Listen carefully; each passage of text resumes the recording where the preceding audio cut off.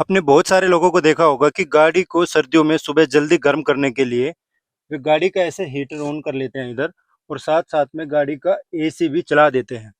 तो क्या इस तरह से हीटर ऑन करना और एसी को चालू करने से आपकी गाड़ी जल्दी गर्म होती है, या फिर एक्चुअल में इसका उल्टा होता है?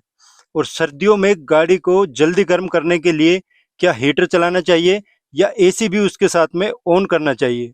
और कौन सी एक स्पेशल कंडीशन है कि जिस कंडीशन में आपको गाड़ी का एसी और गाड़ी का हीटर इस तरह से दोनों को एक साथ ऑन करना चाहिए? और एक कॉमन प्रॉब्लम आपने देखी होगी कि सर्दियों में जब हम गाड़ी का इस तरह से हीटर और एसी ऑन करके चलते हैं, तो आपने देखा होगा कि आपके होठ जल्दी जल्दी से ड्राई होते हैं, गाड़ी में बहुत ज़्यादा ड्राई हो जाता है एयर, जिसकी वजह से आपको अनकंफर्ट फील होता है और बार बार से आपको प्यास लगती है हल्की हल्की, और आपके होठों पर ड्राइनेस आ जाती है।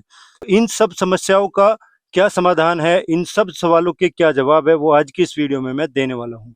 तो स्वागत है आपका मेरे चैनल में, जिसका नाम है इंजीनियर खोपड़ी। तो सबसे पहले इन सब सवालों को समझने के लिए हमें कुछ बेसिक चीज़ें जाननी जरूरी है। बेसिक चीज़ों में सबसे पहले आपको ये पता होना चाहिए कि आपकी गाड़ी में जो पूरे ये सिस्टम होता है एसी का और हीटिंग का, ये कैसे काम करता है, इसमें मोटा मोटा कंपोनेंट कैसे होते हैं। सबसे पहला रहता है ब्लोअर।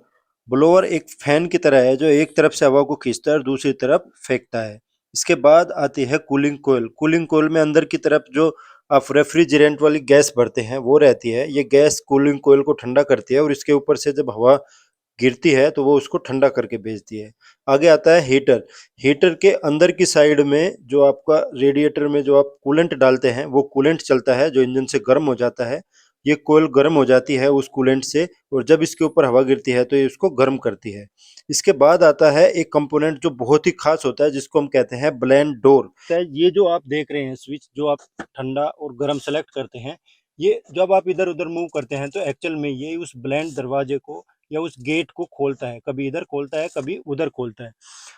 अब यहाँ पे तीन केस है। पहला केस ये है कि जब आप गर्मियों में एसी को ऑन करके और सेलेक्टर को ठंडे पे सेलेक्ट कर लेते हैं। अब इस केस में ब्लोअर से जो हवा जाती है वो हमारी कूलिंग कोयल के ऊपर जाती है।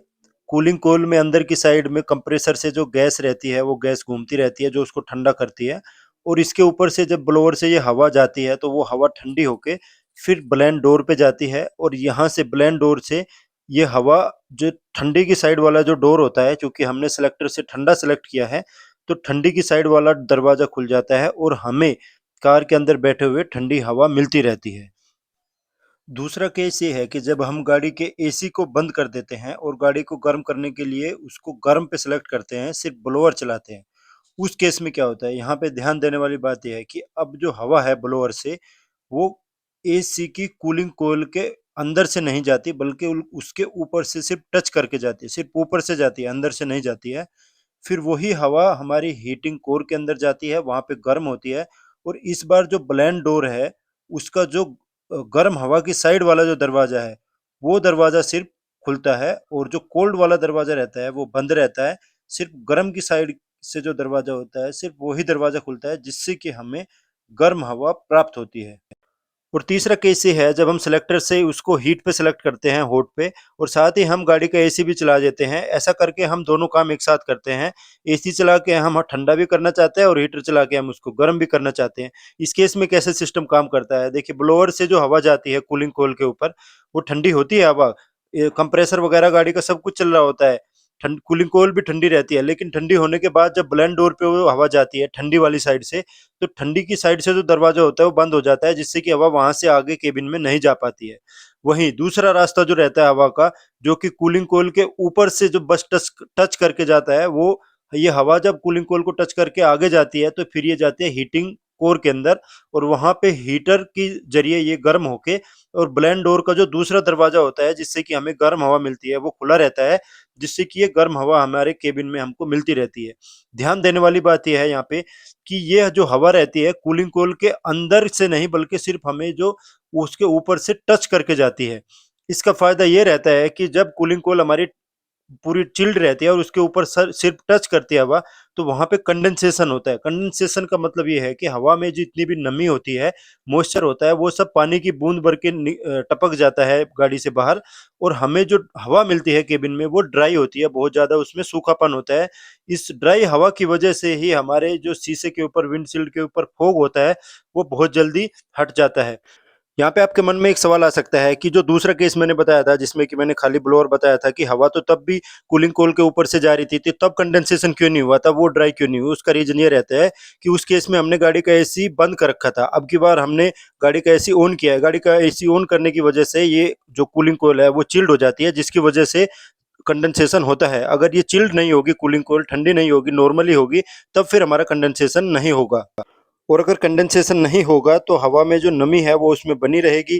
पानी टपक के, जो पानी बन के, पानी की बूंद बन के बाहर टपकती थी, वो नहीं होगा। और हमें जो अंदर हवा मिलेगी वो ज़्यादा ड्राई नहीं होगी, उसमें ह्यूमिडिटी बनी रहेगी, जिसकी वजह से हो सकता है कि विंडशील्ड के ऊपर जो फॉग है वो थोड़ा धीरे हटे।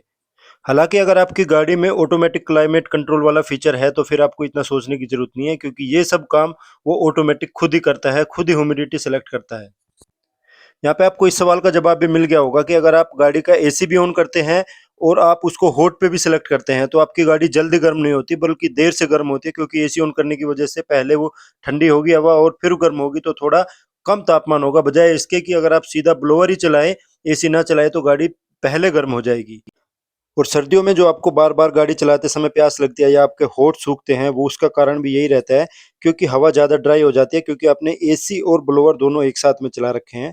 अगर आपकी गाड़ी में फोक जमने की समस्या नहीं है तो आप एसी को बंद कर सकते हैं और गाड़ी को गर्म करने के लिए सिर्फ ब्लोअर को चला सकते हैं।